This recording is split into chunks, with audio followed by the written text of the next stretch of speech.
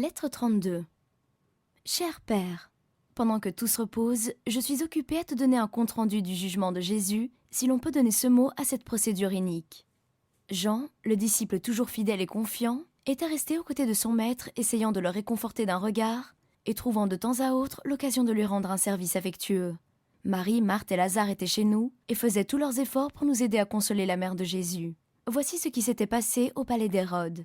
En entendant la rumeur de la foule qui suivait Jésus, le tétrarque sauta de sa chaise en s'écriant « Le peuple est certainement révolté contre Pilate. »« Non, puissant prince, répondit Abel son échanson. Ils ont capturé Jésus, le prophète, et l'accusent de sédition. » Hérode alla à la fenêtre, d'où il vit la foule furieuse et hurlante s'approcher du prétoire. Je vois des Romains en armes et des prêtres parmi la foule. Je comprends maintenant la cause de cette émeute. N'est-ce pas le grand prophète dont on m'a raconté tant de miracles demanda-t-il au chef qui se trouvait près de lui. Pourquoi l'amène-t-il ici? Je suis heureux de le voir.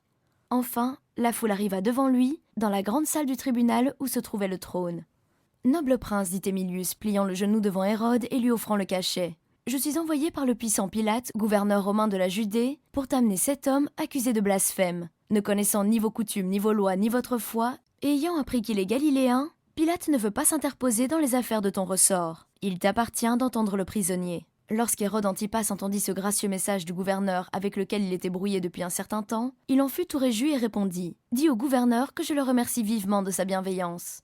J'espère qu'il voudra bien à l'avenir me considérer comme l'un de ses amis. » Émilius se leva et s'inclina devant Hérode en disant « Noble tétrarque, je t'en prie, n'écoute pas les stupides accusations de ces Juifs. Ils l'accusent par haine sans aucune raison. Il n'a rien fait qui mérite la mort. Pilate n'a pu trouver aucun crime en lui. » « Ton prisonnier n'a rien à craindre de moi, répondit Hérode. Je laisserai à Pilate le droit de le juger, bien que ce droit m'appartient au fond. Ainsi, cet homme a blasphémé. Mais, par Hercule, le grand prêtre et les prêtres du temple en font autant chaque jour. J'espère d'abord voir ton prisonnier faire quelques miracles, et je le renverrai alors à mon ami Pilate. Que les dieux l'aident en toutes choses. » Hérode regarda alors Jésus, qui était resté immobile devant lui, et dit « Déliez-le. Par le bâton de Jacob, on l'a bien maltraité. Homme d'Israël, vous n'avez pas le droit de traiter ainsi un homme avant qu'il soit condamné. Cet homme est un Galiléen, et je dois veiller à ce qu'il ne lui arrive que ce qui est juste. »« Es-tu Jésus le Nazaréen dont j'ai tant entendu parler ?» demanda-t-il d'un ton de condescendance.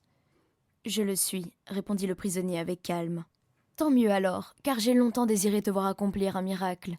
On dit que tu peux guérir les malades et ressusciter les morts. Cela est-il vrai? Comment? Tu ne réponds pas? Ne sais-tu pas devant qui tu te trouves ?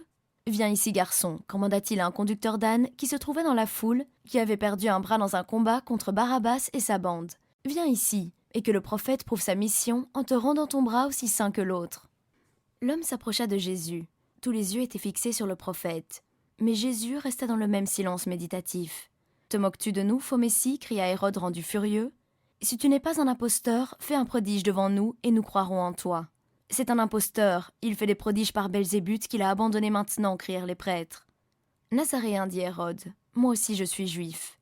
Si par un miracle tu veux me prouver que tu es le Christ, je deviens immédiatement ton disciple et je te fais remettre en liberté. Ton silence est une offense à ma dignité. Je t'avertis que ma patience n'est pas illimitée. Je n'ai aucune prétention à la sainteté. Allons, je vais te donner une tâche facile. Vois-tu là-bas ces grenades sculptées sur le mur? Commande-leur de mûrir et de tomber à mes pieds comme des fruits naturels. Refuses-tu aussi de faire cela?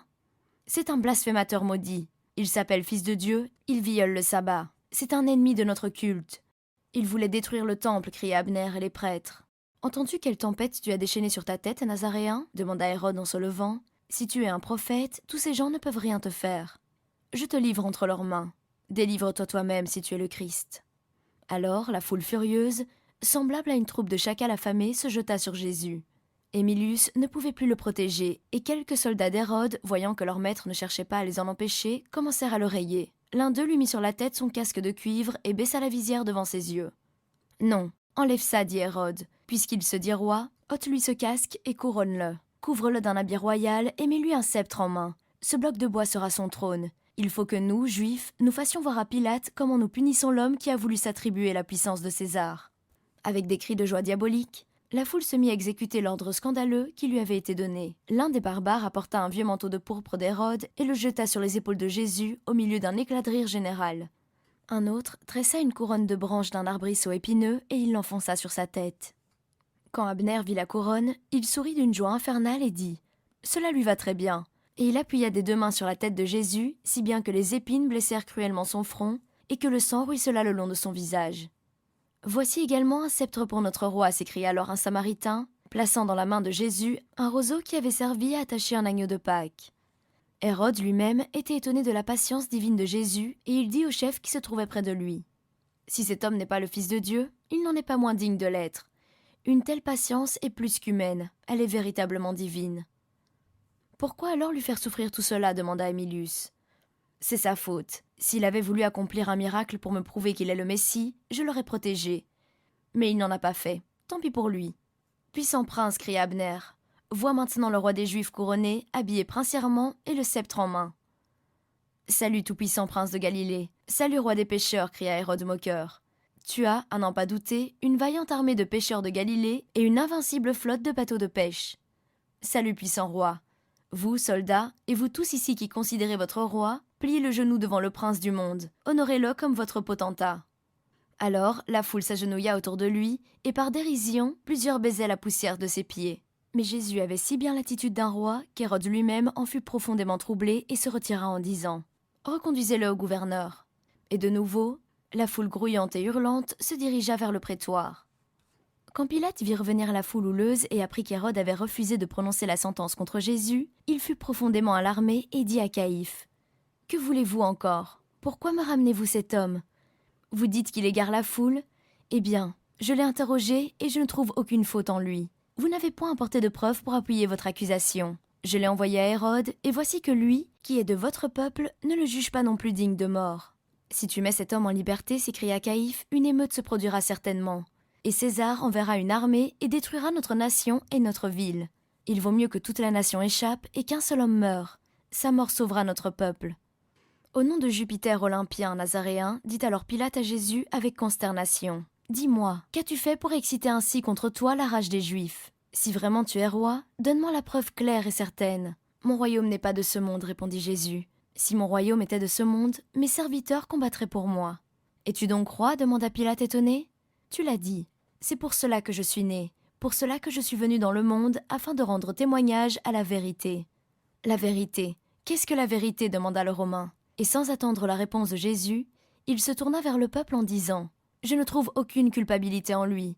Mais c'est la coutume qu'à la fête de Pâques, je remette en liberté un prisonnier. Voulez-vous que je relâche le roi des Juifs ?» Aussitôt que Pilate eut proposé cela, la foule furieuse s'écria : « Non, non, non, pas lui, Barabbas ! Nous préférons voir ce brigand en liberté plutôt que celui-ci. »« Qui voulez-vous que je relâche ? demanda une fois encore Pilate, désappointé. »« Barabbas, Barabbas !» hurlèrent des milliers de voix. Ce Barabbas, mon cher père, est le chef de brigands dont je t'ai déjà parlé. C'est lui qui a été fait prisonnier par Émilius il y a 1 an. Mais il s'était échappé de prison. Il y a peu de temps, il fut de nouveau repris et condamné à mort. On devait le crucifier avec 2 hommes de sa bande. Et c'est cet affreux bandit que notre peuple a choisi plutôt que le prophète qui a parcouru le pays en faisant le bien. Que c'est triste. Je reprendrai mon récit dans ma prochaine lettre et je te parlerai du crucifiement de celui que nous aimions et honorions. Ta fille affectionnée, Adina.